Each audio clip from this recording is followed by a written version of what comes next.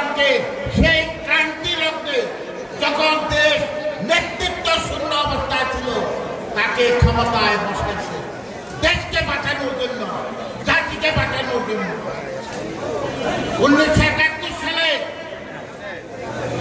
মহান স্বাধীনতা যুদ্ধে 20 লক্ষ ভাইয়েরা রক্ত দিয়েছে, শহীদ হয়েছে। 3 লক্ষ মা বোন ইজ্জত দিয়েছে। পরিণতিতে এদেশের জনগণ কি পেয়েছে?